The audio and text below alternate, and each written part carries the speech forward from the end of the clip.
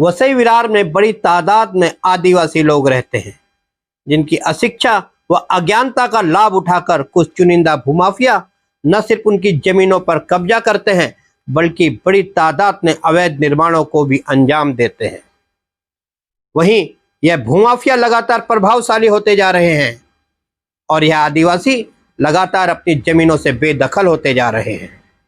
स्थानीय प्रशासन के जिम्मेदार अधिकारियों की इतनी औकात नहीं है कि इन भूमाफियाओं के अवैध निर्माणों पर त्वरित कार्रवाई कर सके, बल्कि हम यह भी कह सकते हैं कि यह जिम्मेदार अधिकारी इन भूमाफियाओं के समक्ष हाथ जोड़कर गुलामों की तरह खड़े रहते हैं।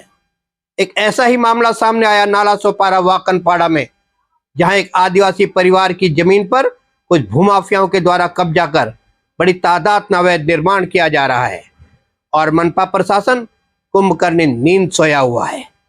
देखिए हमारी एक विशेष रिपोर्ट। वसई विरार में आदिवासियों की जमीन पर भूमाफियाओं द्वारा कब्जा करने तथा उन पर अवैध निर्माणों के मामले लगातार सामने आते रहते हैं। हालांकि इन अधिकांश मामलों में अप्रत्यक्ष व प्रत्यक्ष रूप से कहीं न कहीं मनपा प्रशासन के जिम्मेदार अधिकारी भूमाफियाओं की दौलत की बदौलत अपने फर्ज से गद्दारी करते हुए भूमाफियाओं को संरक्षण देते नजर आते हैं। ऐसा ही एक मामला सामने आया वाकनपाड़ा का, जहां एक आदिवासी प्लॉट पर भूमाफियाओं द्वारा कब्जा कर अवैध निर्माण किया जा रहा है।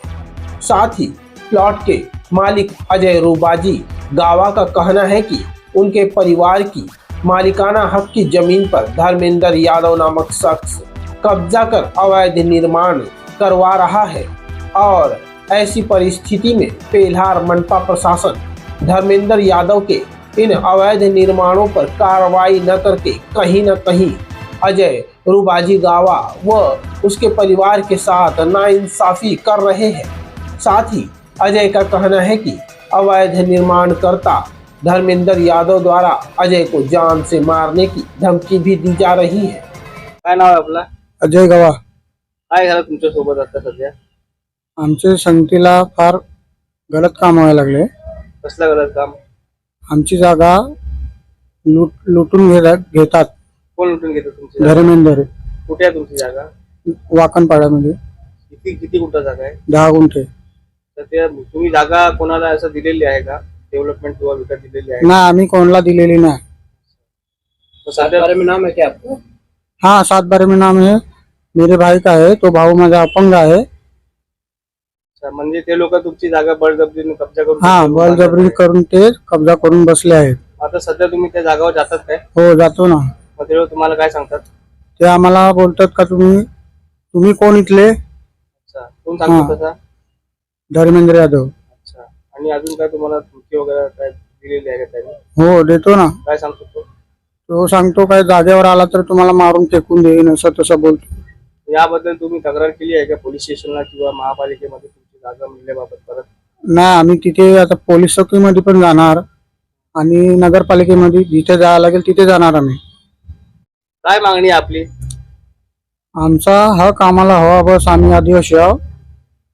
अगर नाही भेटला आम्हाला तर आम्ही मुख्यमंत्रीचे कार्यालयाजवळ आम्ही आत्मदहन करू। काय समस्या आहे तुम्हाला? आम्हाला समस्या अशी आहे का आमची जागा ही धर्मेंद्र यादव हक्क करून मोकला ना आम्हाला धमकी देतो। आपको बता दें कि इस आदिवासी प्लॉट की कहानी जुलाई माह 2023 से शुरू होती है, जब इस आदिवासी प्लॉट पर अवैध रूप से 3 गाले बनाए गए थे। तब एकाएक 26 जुलाई को शाम 6 बजे के आसपास मनपा की COC टीम उन गालों को तोड़ने पहुंच जाती है।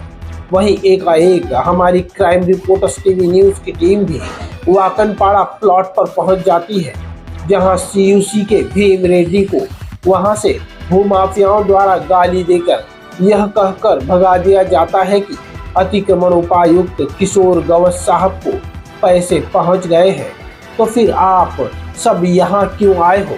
हालांकि तब COC की टीम ने हमें दिखाने के लिए वहां पर बने फाउंडेशन को तोड़ना शुरू कर दिया और फिर एक एक ईंट धीरे धीरे बेहद नजाकत से ऐसे निकाली जा रही थी कि मानो सोने की ईंट निकाली जा रही हो। हालांकि कुछ समय बाद सीयूसी की टीम वहां से निकल गई थी, किंतु अवैध रूप से बने उन 3 गालों पर कार्रवाई नहीं की गई। मतलब उस समय वहां उपस्थित भू माफियाओं ने जो दावा किया था कि गालों के एवज में पैसा किशोर गवस को पहुंच गया है, वो सही था।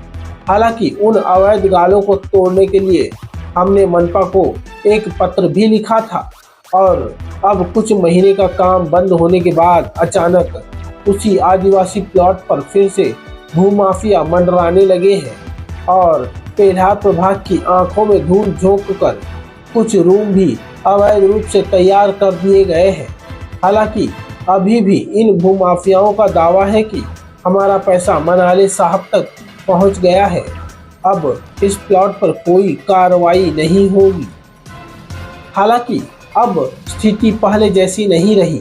अब पेल्हार मनपा की बागडोर मोहन संखे के हाथ में है और मोहन संखे वह सह आयुक्त है जो शिकायत मिलने पर किसी भी अवैध निर्माण को ध्वस्त करने में ज़्यादा समय नहीं लगाते हैं।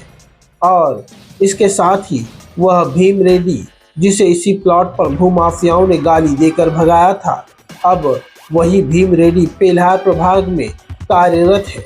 और अब जाहिर सी बात है कि अगर थोड़ा सा आत्मसम्मान भी अगर रेड्डी के पास होगा, थोड़ी सी शर्म बाकी होगी, तो इस शिकायत के बाद भीम रेड्डी अपनी पुरानी बेइज्जती का बदला लेने के लिए सह आयुक्त मोहन संखे के सहयोग से इस आदिवासी प्लॉट पर हो रहे अवैध निर्माणों पर कार्रवाई जरूर करेगा। वैसे भी अब अजय ने मनपा प्रशासन से इस आदिवासी प्लॉट पर बने अवैध निर्माणों को ध्वस्त करने के लिए मनपा को पत्र लिखा है। साथ ही पुलिस प्रशासन से इस मामले में मदद मांगते हुए अवैध निर्माणकर्ता से अपनी जान का खतरा होने का भी अंदेशा जताया है। हालांकि इन सभी मामलों में धर्मेंद्र यादव से बात नहीं हो पाई है, किंतु धर्मेंद्र यादव के एक करीबी शख्स ने दावा किया है कि धर्मेंद्र यादव का इस प्लॉट से कोई लेना देना नहीं है। किंतु हमारा मानना है कि अगर धुआं उठ रहा है तो आग भी कहीं न कहीं लगी ही होगी।